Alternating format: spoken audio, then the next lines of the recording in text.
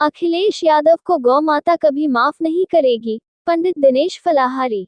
आप बताइए, दुर्गंध पसंद करते हैं इसीलिए गौशाला बना रहे हैं, हम सुगंध पसंद कर रहे थे इसलिए इत्र पार्क बना रहे थे। मथुरा में मंदिर मस्जिद वाले केस के मुख्य पक्षकार दिनेश फलाहारी ने कहा कि भगवान श्री कृष्ण यदुवंशी थे और अखिलेश यादव भी यदुवंशी है। अखिलेश यादव को इस प्रकार का बयान नहीं देना चाहिए। उन्होंने कहा कि गाय विश्व की माता है, गौ माता विश्व की माता है और जब तक गौ माता को राष्ट्रीय गौ माता घोषित नहीं करेंगे तब तक हिंदू राष्ट्र की परिकल्पना व्यर्थ है। ये वही दिनेश फलाहारी है जिन्होंने श्री कृष्ण जन्मभूमि मंदिर के लिए भोजन त्याग दिया है और लगभग 3 वर्ष से बिना भोजन के रह रहे हैं। दिनेश फलाहारी ने कहा कि अखिलेश यादव ने जो बयान दिया है वह बहुत ही निंदनीय है और शर्मनाक है। हम लोग वोट की ताकत से चुनाव में ऐसे विपक्षी पार्टियों को सबक सिखाएंगे।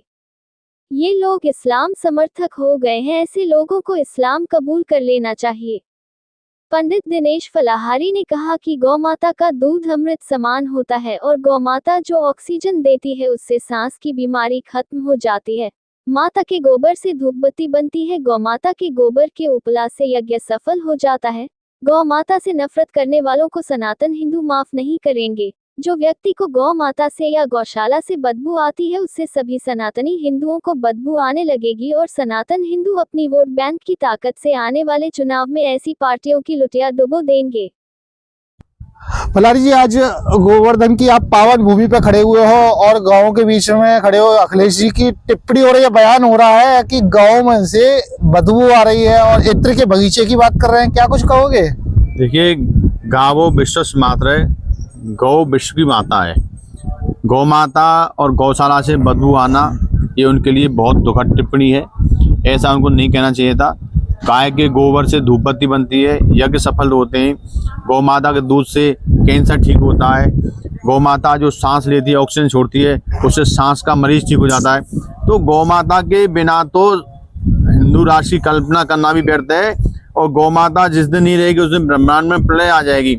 ये यदुवंशी होकर ऐसी टिप्पणी कर रहे हैं। भगवान श्री कृष्ण को तो गौ माता अत्यंत प्रिय थे। भगवान श्री कृष्ण तो गौ माता को नंगे पैर चराने ले जाते थे जंगलों में। तो ये इस प्रकार टिप्पणी करने से इन लोगों की पार्टियां ही खत्म हो जाएंगी। जैसे कांग्रेस खत्म हो गई ना, ऐसे ही समाजवादी पार्टी का भी खात्मा होना लगभग तय है, क्योंकि सनातन हिंदू इस टिप्पणी से बहुत नाराज है और आने वाले चुनाव में अपनी वोट बैंक की ताकत से इनको सबक सिखाएंगे। यदुवंशी हैं अखिलेश जी, गायों के वंशज भी रह चुके हैं, कृष्ण के भी वंशज हैं और बात करें गाय की जैसी ऐसी विवादित टिप्पणी कर रहे हैं सत्ता में रहकर, क्या कुछ जंग का मैदान बना रहे हैं या कुछ? ये लोग इस्लाम के समर्थक हैं, जो मुसलमानों को पसंद है वही टिप्पणी करते हैं। ये लोग हज हाउस बनाने वाले लोग हैं। इन लोगों को गौशालाओं से नफरत होगी। इन्होंने कभी गौशाला नहीं बनाई। हमारे योगी मोदी जी की सरकार आई है तब से सनातन धर्म के कार्य होने लगे हैं।